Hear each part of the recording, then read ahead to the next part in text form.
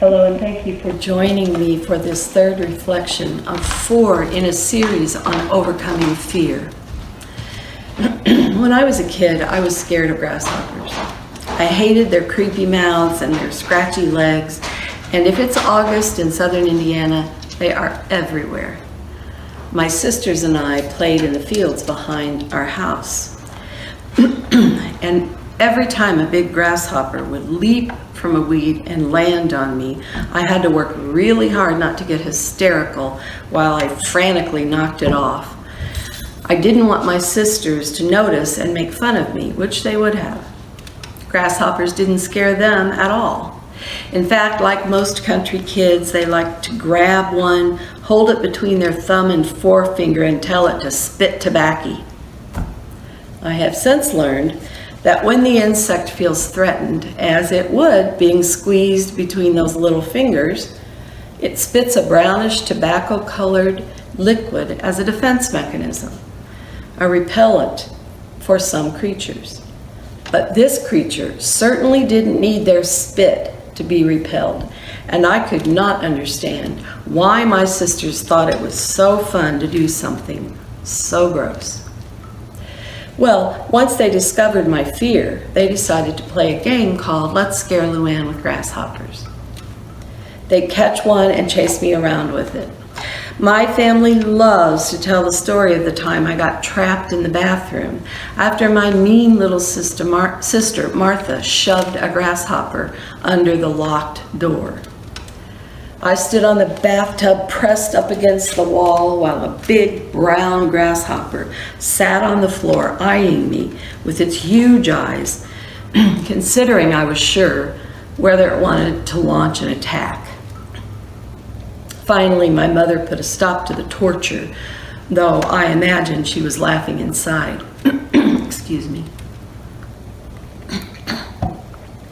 Of course, my fear was irrational. I knew grasshoppers couldn't really do anything to hurt me. But what my mind told me was far less important than what my body told me. They were creepy. In time, the fear went away, as most childhood fears do. But even though I love nature, grasshoppers can still make me squirm. It isn't unusual, of course, for children to have irrational fears. If asked, I'm sure you'd be able to immediately name a fear you had when you were a child. Maybe you were afraid of the dark or monsters under your bed or in the closet. It might have been clowns that scared you, or loud noises like thunder. Maurice Sendak was an author who wrote children's books, stories about the kinds of scary things that most kids fear: monsters, ghosts, being sucked down the bathtub drain. Sendak believed that though we tend to think of childhood as a happy, innocent stage of life, children experience the same scary emotions that we adults do: fear, anxiety, anger, frustration. But unlike adults, children have very little control over their lives. They don't know how to process their feelings. Sendak says, to master these forces, children turn to fantasy, that imagined world where disturbing emotional situations are solved to their satisfaction. Stories can help them to work through their fears safely, the best means they have of taming wild things and wild feelings. This is Sendak's most widely read book, Where the Wild Things Are. It's about a little boy named Max who dresses up in his wolf suit and creates havoc in his house. When his mother finally sends him to bed without dinner, Max sets sail for an imaginary island inhabited by monsters called the Wild Things.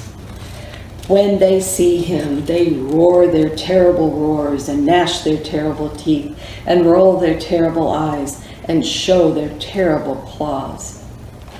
But when Max tells them to be still, they make him their king and share a celebration, a wild rumpus with him.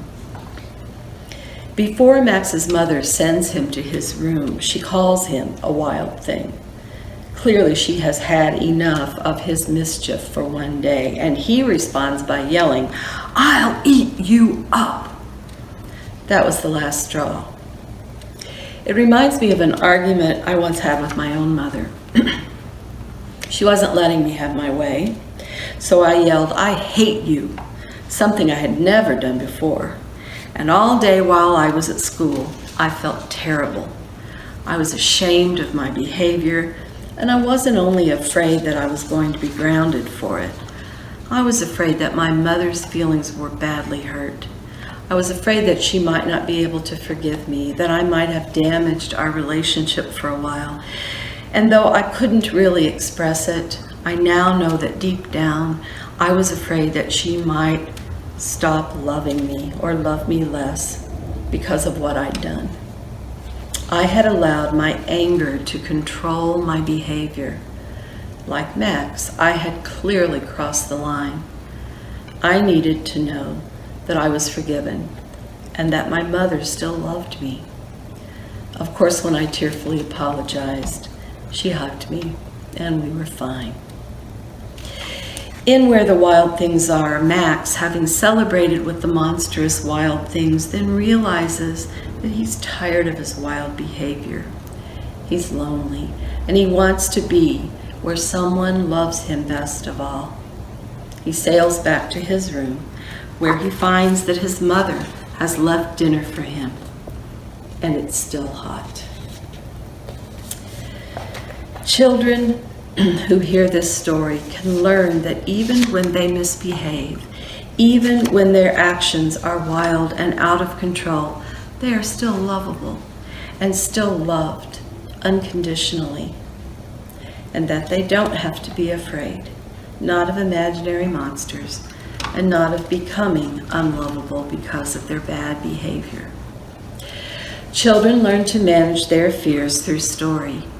Fairy tales, books, stories that deal with the kinds of things that they may worry about but can't really articulate or manage on their own. Not so different from stories in this book. Like the story of the prodigal found in the Gospel of Luke. You will recall that the son demands that his father give him his inheritance early. When he receives it, he leaves for a far country, where undisciplined and out of control he wastes everything he has been given.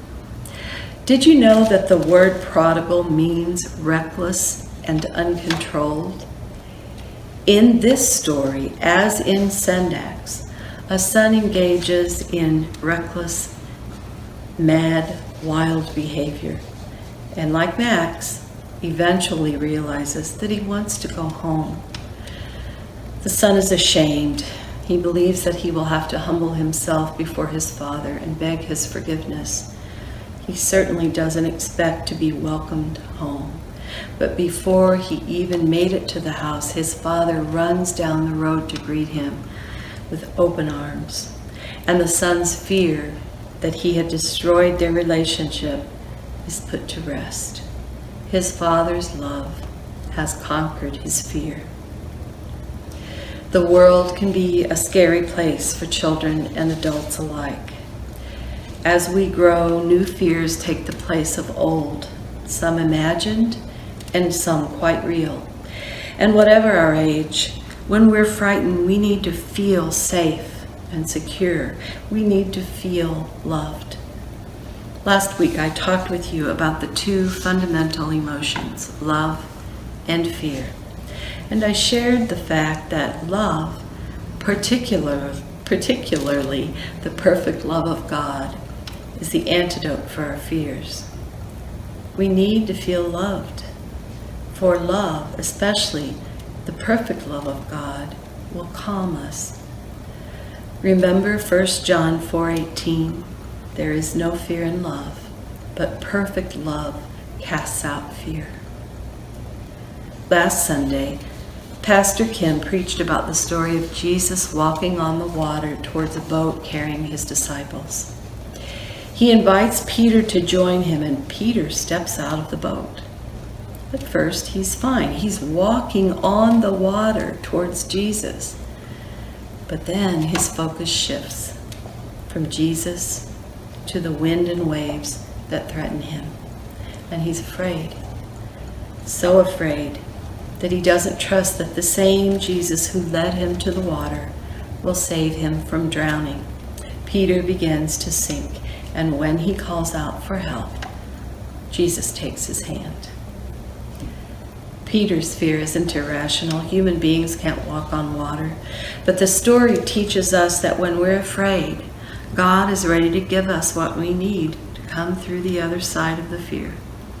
Compassion, forgiveness, courage, joy, hope. All we have to do is ask. Reading Bible stories like this one is one way that we can calm whatever fear we may be battling. Will it remove all of our fear? Probably not, but it will help, because we will know that we are not alone, like that the God who loves us so much is with us, giving us strength. I had decided that this week I was not going to talk about COVID. We have all heard more than enough about it. Something happened yesterday that caused me to change my mind. I was at my daughter Maggie's house, helping with the girls. A repairman came to the door to fix the dishwasher, and when he stepped inside, he wasn't wearing a mask. I gave him one and asked him to wear it, explaining that even though we'd be more than 6 feet away, we have a newborn, and we need to be especially careful. So he put it on. While he was working, we realized that we couldn't find Piper, our 3-year-old. She loves to hide, and she's very good at it. So I went from room to room calling her name, expecting her to jump out at any moment, giggling. I finally found her, curled up underneath their big coffee table, and she wouldn't come out until the repairman left. This is not like Piper. She's never been afraid of strangers. Shy, certainly, but not scared. I didn't know what to make of it, but her mother asked, "Were you afraid to come out because we asked the man to wear a mask?" And Piper tearfully answered, "Yes." Her parents don't watch or listen to the news, so she doesn't hear lots of scary things about the virus. I'm sure she's heard us talk about it, and she's seen people wearing masks. Her daddy is a registered nurse, so he's explained why wearing a mask is important. that he wears one every day at work. And he tells her that we do it to be heroes for other people so they won't get sick. We had no idea that for her, a person in a mask is scary because that mask means something bad might happen. This was all about her ability as a child to try to understand what's happening in her world. My husband Harry and I found it heartbreaking to think our little one could be so scared of the disease. But it's inevitable that it is affecting our children. I think it's hard for anyone to know how they are interpreting what they hear. The internet has lots of resources to help adults talk to their little ones about COVID-19. And of course, children who are of school age are learning about it. But as I think about what Sendak wrote about childhood, I realize that the world now holds a whole new set of fears that our kids have to process. Not grasshoppers or monsters or wild things, not imaginary, but quite real. And so as we're learning to adapt, to reshape our lives around what threatens our peace and well-being today, as we're working to keep our own fears at bay, let's also give thought to and prayers for the children. Let's teach them what we know about love and forgiveness and hope, and about Jesus, who is always with them in their fears, ready to reach out and take their little hands. Please join me in prayer. God, we know that even in our fear, you're here loving us.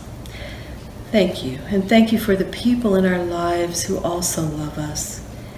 People who will listen to us and will help us to feel safe. Dear Jesus, please be with the children of the world, many of whom are living with fears far beyond what we experience. Protect the hearts of our children.